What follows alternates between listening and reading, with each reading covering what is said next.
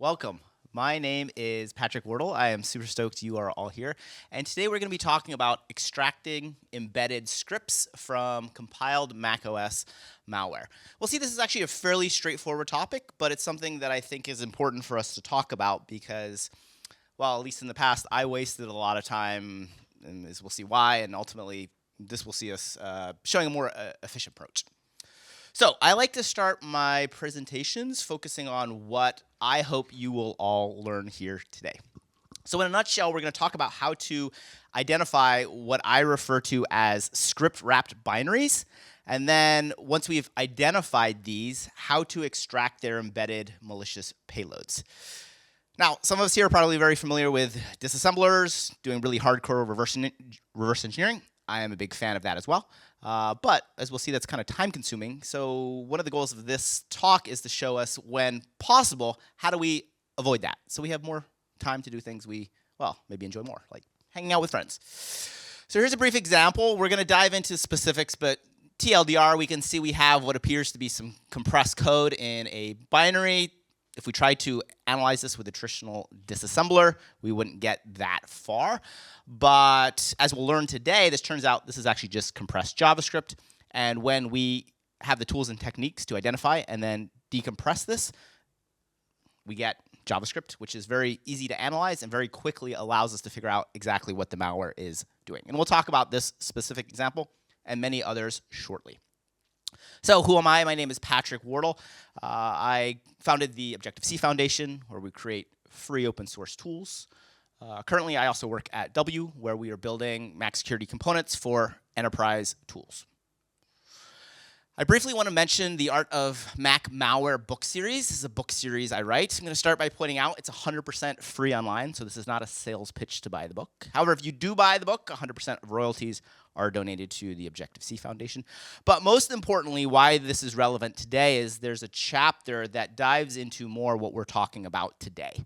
So if you enjoy this talk and you want to learn more about Mac malware in general, but also maybe dive into this topic more, you can by grabbing a copy of the book, or again, it's 100% free online. Specifically, Chapter 5, Binary Triage.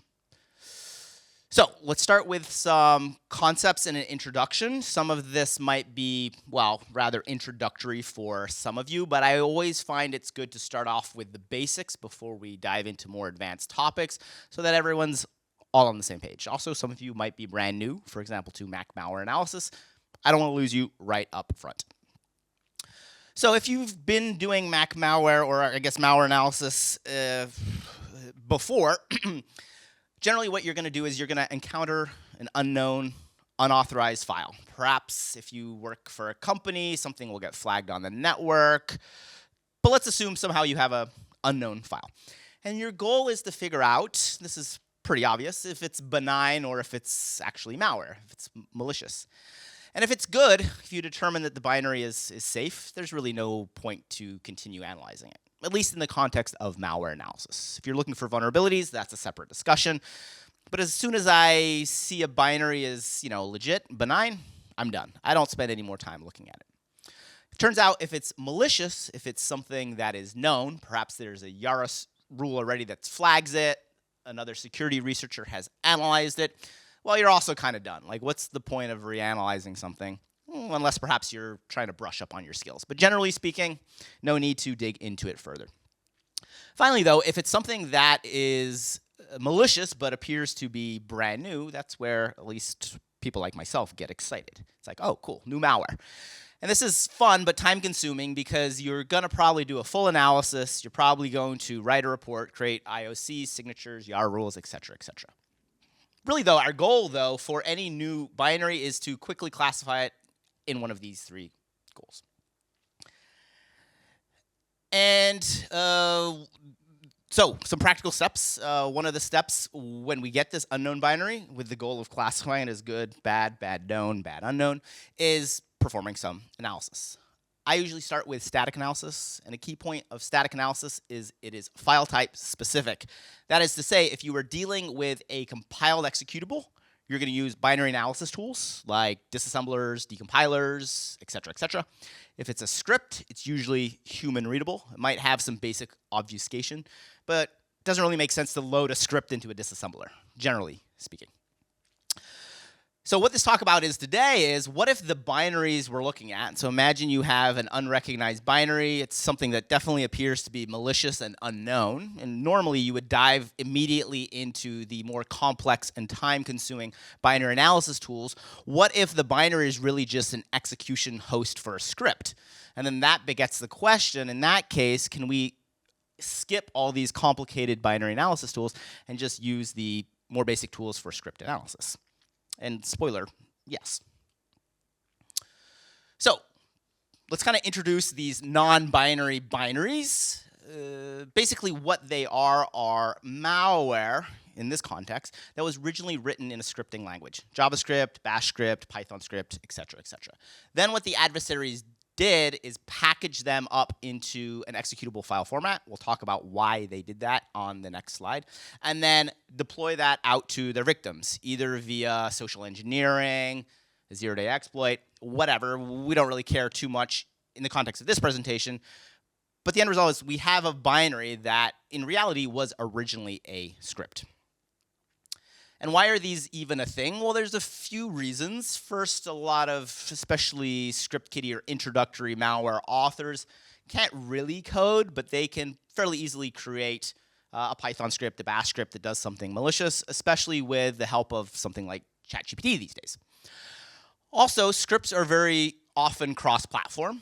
You think Python scripts. So if you're a malware author, you're trying to target Windows and Mac and Linux. Well, instead of creating executables for all of those, why not start with a Python script that's essentially cross-platform? And then third, at least macOS users really don't know how to run scripts. I say this both in terms of users trying to run legitimate software, but also malware. When I started writing the Objective-C tools, some of them were Python scripts. And like half the day, I was just responding to emails of people being like, I can't get to this run. My Python version is incorrect. There's some weird dependencies. So I was like, all right, screw it. I'm going to compile these as native macOS executables, application bundles. And that solved all my deployment issues. Well, malware authors obviously have the same issue. Imagine they somehow get a script to an end user and the user's about to run it. And then it's like, the terminal? Like what? No, that's a pain in the ass. So what the malware authors want to do is obviously distribute their software in a way that's as easy for their targets to run. And on macOS, that's creating an executable or an application bundle. There's some other side benefits. Scripts, as we will see, are very easy to analyze unless they have some additional obfuscation. But scripts are written in human-readable language, whereas compiled executables are in binary code. This is why we need a disassembler to read that. And also, in some cases, if the malware authors take their scripts and compile or convert them into executables, it can reduce the chances of AV detection, especially if a static signature is created. If you have a good YARA role, this probably isn't going to thwart it.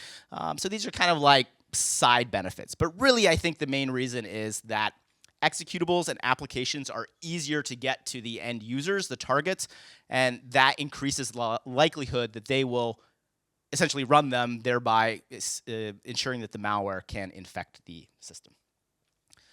So this begets the question, why should you care? And you might already realize this based on the previous slides.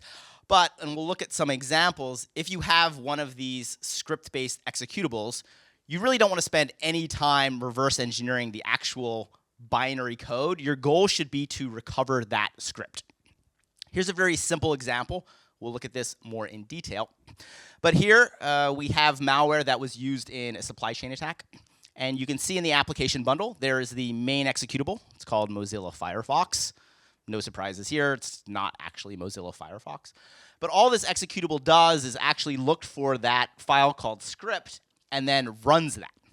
So when I normally look at an application bundle, though, I start by looking at the main executable. And if in this case I did that, I would end up reverse engineering what turns out to be a benign loader. We'll see this was created by a benign developer tool that takes bash scripts and creates application bundles. So if you reverse engineered that main executable, you would be wasting all your time. And then if you actually created a signature on that executable, that would be very problematic because that executable is actually completely benign. Where the malicious logic is in that file called script. And this turns out to be a simple bash script that is trivial to analyze very quickly. In some of the more complex cases, the scripts are directly embedded into the executable, and they are then only decompressed and run at runtime. So in that cases, we actually need to be able to grab that script, because otherwise we might miss it, and analysis of it can be difficult. So that's the introductory concepts. So now let's dive into some specifics. And we're going to start by talking about how to identify these non-binary binaries, and then for each type or each class, how to extract the script, which ultimately contains a malicious logic that we as malware analysts want to be able to analyze. So what we're going to do is we're going to talk about several tools or utilities that take as input a script and as output create a standalone executable or macOS application. Now, super important to understand that these are not malicious per se. I'm sure many of you are familiar with Electron applications, for example, PyInstaller. We'll see how these work, but these are legitimate developer tools, have nothing to do with malware. But what they are, and often have been, is abused by malware authors to package up their malicious scripts to deploy to Mac users. So our mission is two basically components. First, we need to be able to learn how to identify non-binary binaries, and then more importantly, understand what tool created them. One of those 4 or 5 tools I showed on the previous slide. And this is very important because each tool packages up the scripts in their own unique way. We'll see some put them in external files in a specific location, some embed them directly into the binary, some compress them and then add them. And so in order for us to recover the scripts, which again, remember, that's the part that contains the malicious logic, we need to understand and identify which specific tool created the application or binary we are analyzing. And then once we have done that, we need to learn how to extract or at least reconstruct the script, because that's where the malicious logic lies. And again, we don't want to spend any additional time reverse engineering the binary, which is just a host for the script. So let's start by looking at some of the specific tools that Mac malware authors love to abuse to package up their scripts into native executables, starting with Platypus. Platypus is open source. Again, it's a legit developer tool. There's nothing malicious about Platypus per se. What you do is you give it a bash script, and it will build an application bundle that can run natively on macOS that will ultimately execute your script, of course, when the user runs it. It is open source, so that is very easy for us to understand exactly how it packages up the script, which can be malicious. And we can see, if we look at the logic for the loader, the main executable, we can see that basically it goes to a specific location in the application's resource directory, and the name and the location of the script is hard-coded. And ultimately, what it does is it just executes this. So let's look at a specific example, but first talking about how we can identify an application or binary that was created with Platypus. So again, imagine we have an unauthorized binary, or someone emailed you a file and they're like, I think this is malware. How do I analyze it? Well, we want to be able to say, okay, this is a Platypus binary, because if it is a Platypus binary, we then will take steps to extract the script and analyze it. So how do you identify if a binary is created with Platypus? Well, if you do throw it in a disassembler, which we're trying to avoid, but for the sake of this, let's assume we have, we can see there's a bunch of script exec classes. Also, if you look at the entry point, you see it'll execute something called script exec controller. However, what I like to do, again, I'm trying to avoid the disassembler. I'm lazy, or work smart, not hard, I guess is the more PC way of saying is, if we look at the application bundle, we will see the main executable, but in the resources directory, we will see a file called script. And this is where Platypus puts the script that is ultimately executed. So if you encounter an application bundle, and in the resource directory, there is a file called script, more likely than not, it is a Platypus binary. You can always confirm it by throwing the main binary in the disassembler as well, but I've never seen one that this hasn't been the case. So the good news is, back to the example we talked about earlier, the creative update that was used in a supply chain attack. Once we have the application bundle, since we now know what a Platypus application looks like, we notice in the resource directory there's a file called script. So we completely ignore the main executable. We don't reverse engineer it. We don't load it into a disassembler. We don't even run strings on it. We just take that script and open it in our text editor of choice, or cat it from the terminal. And that very quickly and clearly then gives us the script, which is now trivial to analyze because it's in the clear. This is the main reason why, as malware analysts, we generally like when we encounter a script versus a compiled executable. Scripts are human readable. And if you look at the script, it's very easy to see what it does is it downloads and executes another component. If we were analyzing this dynamically, because Platypus doesn't embed the script directly in the executable, it just keeps it in the application bundle and actually runs it, we would actually see when the user or us analyzing the binary ran this, we would see that bash executes the script in Firefox contents resources script. And again, script, this name and location is hard-coded in the Platypus loader. Here's another example, Eleanor. This was another unrelated Mac malware sample where the malware author decided to use Platypus to create an app for users. How do we know this is a Platypus application? Again, we look in the contents folder in the application bundle, and we see there is a file named script. Again, we open this in a text editor, and we can see pretty easily, because it's human readable, it's going to install and persist other components, which then we can go and download and continue our analysis. Let's move on to PyInstaller. Some of you are probably familiar with this. It's another legitimate tool. In this case, it allows you to take a Python script and package it up into a standalone executable.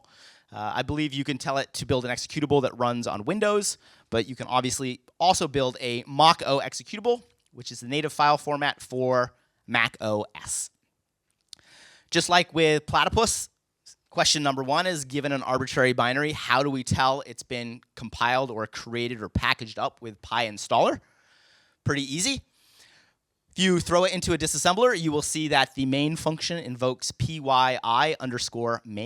Or if you run strings on the compiled binary, you will see a whole bunch of strings related to PyInstaller, just littered. So very quickly you can say, okay, this is a Py-installed packaged binary. Now, one thing to note is that PyInstaller takes a Python script and it actually compiles the Python script into Python bytecode, then packages it up. So unlike Platypus, where we had a standalone script that we could just load into a text editor and analyze to our heart's content, with PyInstaller, there's going to be a separate step. That separate step is being able to extract and then decompile the Python compiled bytecode, so we get a reconstruction of the malware author's original Python code. There's a bunch of tools. You can kind of pick your favorite. I use one called PyInstExtractor.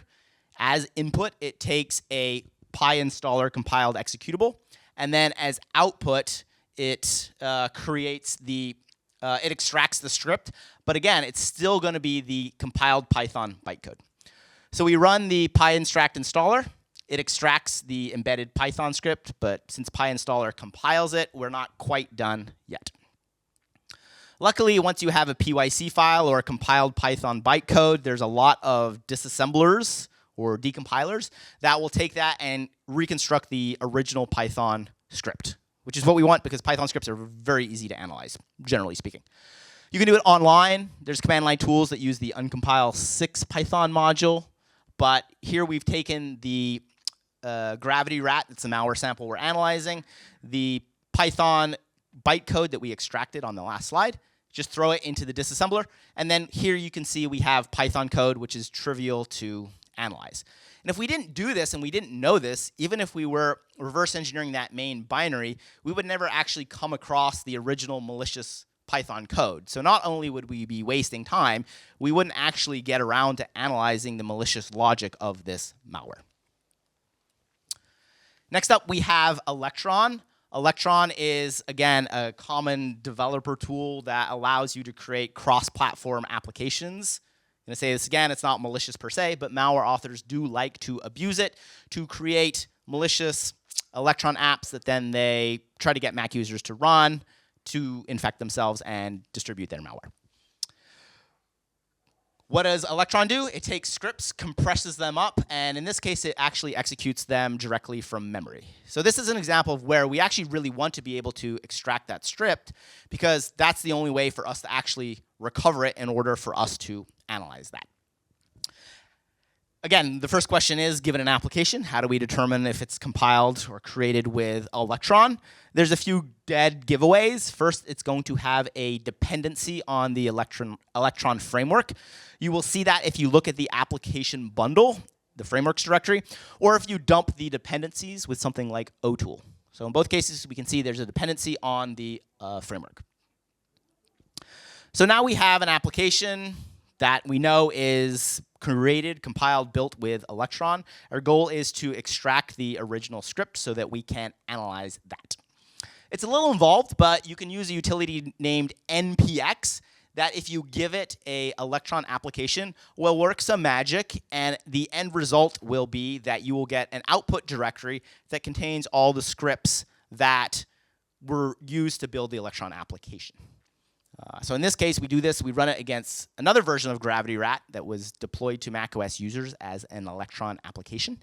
And if we run the npx tool, we can see the output directory. There's some files. There's one that's called main.js. If we load main.js into a text editor, very quickly we encounter the malware's initial malicious logic, which includes something like anti-VM logic.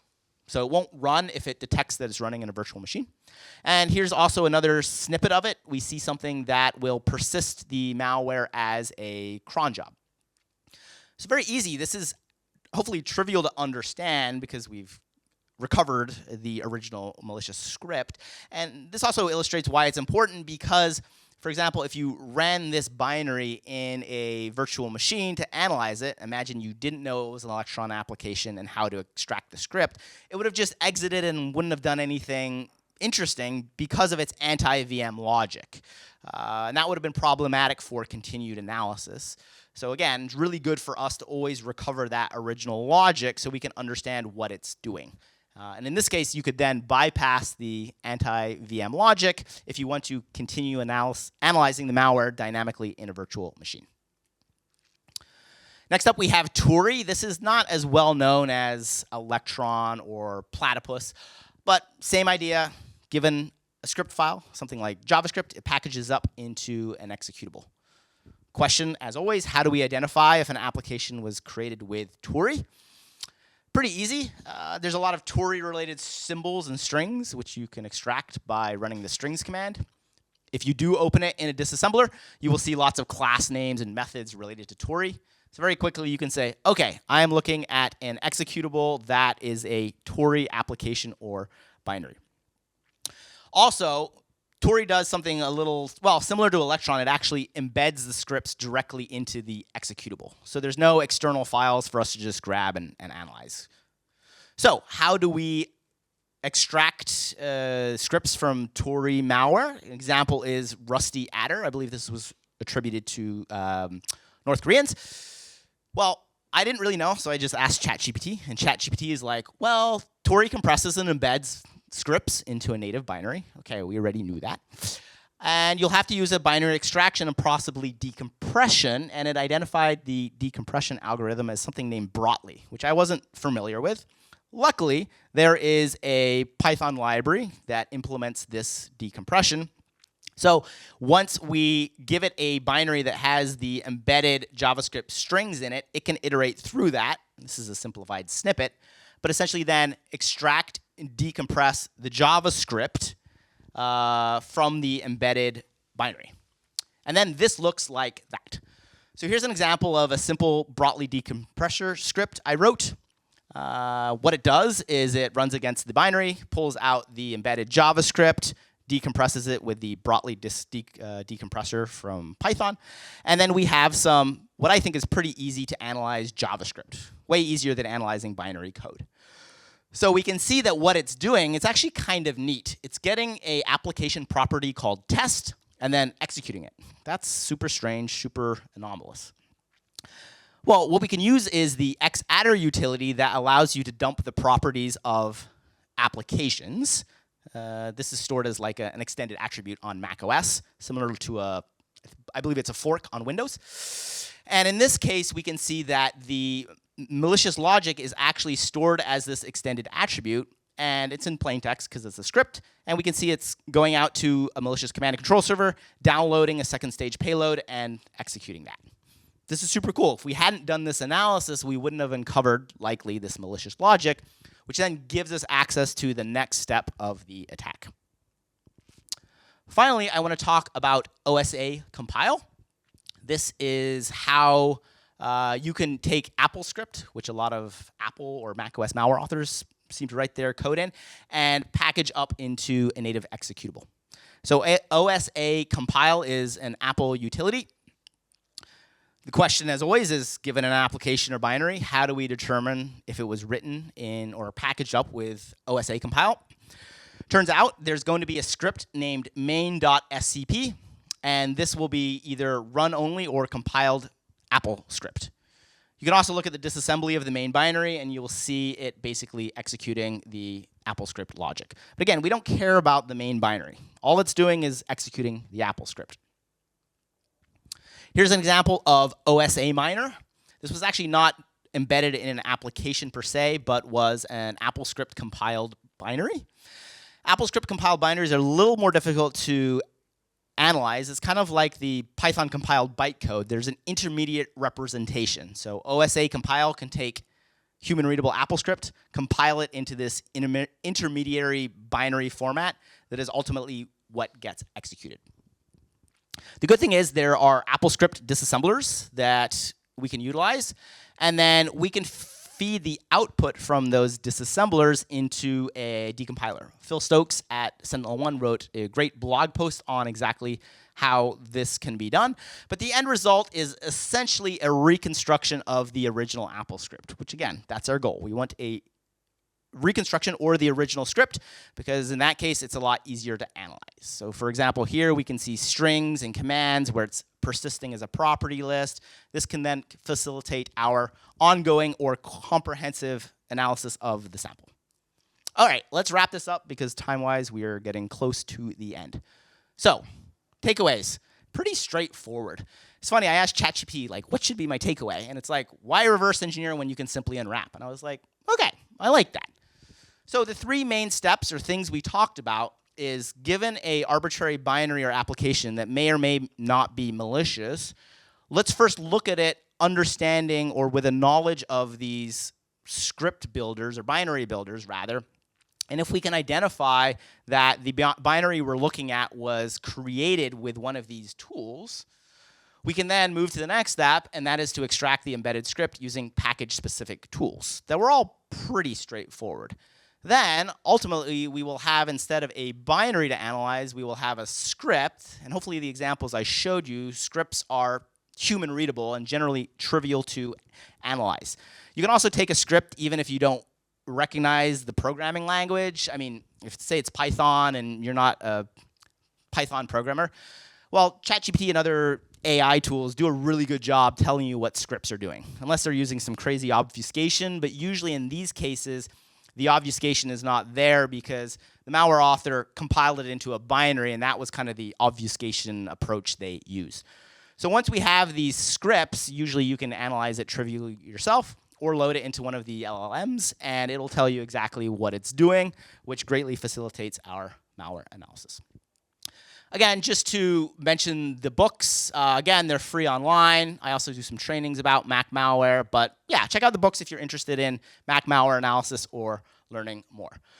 I briefly want to end by thanking the friends of the foundation I work for. These companies support my research, support our conference, student scholarships. So if you know anyone that works at these companies, give them a high five because they are awesome. And then finally, I also want to mention all the resources. There was a lot of really great research that I was able to leverage and build upon. So for me, it's very important to give a shout out to all these individuals. Many of the samples we talked about today are detailed further in these resources. So check them out. And with that, that is a wrap. I think we have time for maybe one question. If not, I will also be hanging out here, and I would love to talk nerdy about this stuff. Okay, I'm getting the no questions, so filled up all your time. Thank you so much for attending. Thank you also for Virus Bulletin for hosting my talk. I will be right outside the room after this, so if any of you have questions, I'm super passionate about this stuff, and I would love to talk more with you about it. So awesome. Round of applause for y'all, the conference, and this beautiful weather we have outside.